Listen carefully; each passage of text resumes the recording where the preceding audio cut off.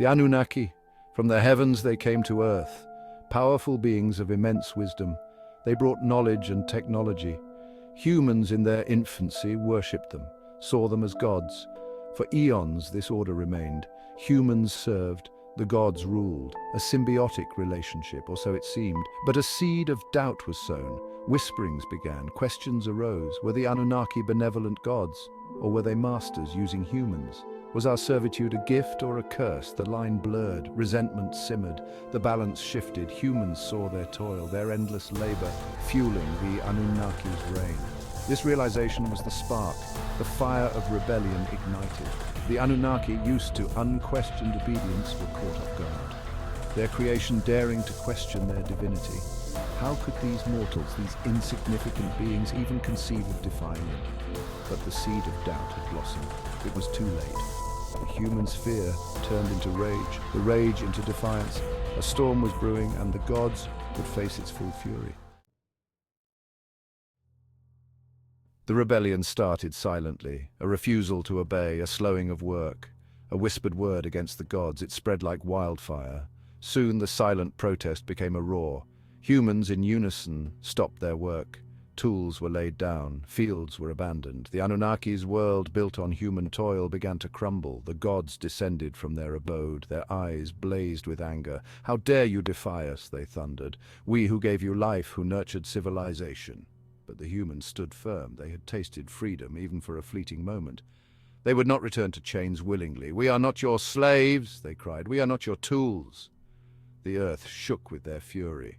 The Anunnaki, for the first time, felt fear. The gods convened. The situation was dire. Their power relied on the human subservience. This rebellion, if left unchecked, would spread. Other beings, watching from the cosmos, might see weakness. Their divine right to rule challenged. A decision had to be made, a punishment so severe, so absolute, that it would break the human spirit and ensure the survival of their divine reign. Enlil, the mighty god of wind and storm, raged. His solution was simple. Annihilation. Wipe the slate clean. Let the memory of rebellion be washed away by a great deluge. A flood unlike any other would engulf the world. Every human, every trace of their existence erased. A clean slate. A new beginning. The other gods listened, their faces grim. Was this the only way to destroy their own creation? Doubts lingered, but Enlil's fury was absolute. He argued that a show of force was necessary. A lesson needed to be taught, not just to humans, but to any who dared question the power of the Anunnaki.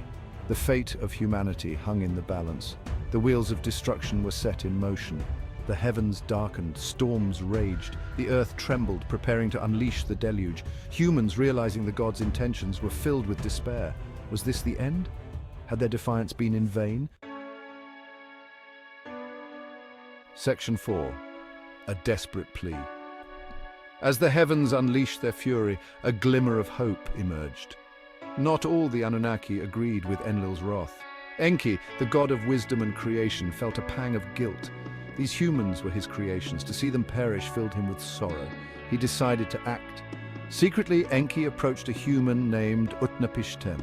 He instructed him to build a great ark, to gather his family and animals, two of every kind, a sanctuary against the coming flood. Utnapishtim, chosen for his righteousness, listened and obeyed. He built the ark, racing against time, as the storms raged and the world crumbled around him. The other gods, unaware of Enki's defiance, continued their preparations. They believed their retribution was just, their divine right, unchallenged. They did not see the small ark tossed about by the waves, a beacon of hope amidst the storm. They did not see the spark of defiance, still flickering in the hearts of a chosen few. Section 5. A new dawn.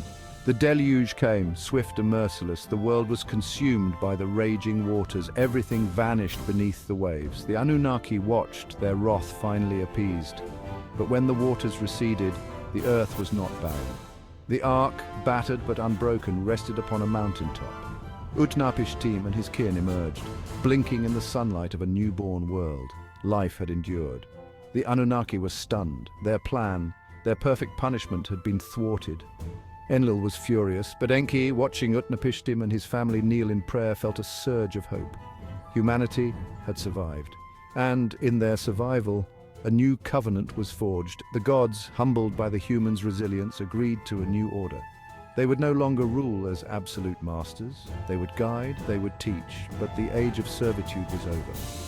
The flood, meant to be an ending, became a beginning, a new dawn for humanity. A testament to their courage, their resilience, their unyielding spirit. The Great Rebellion, though born of despair, had given birth to a new world. A world where humans, no longer slaves, would forge their own destiny.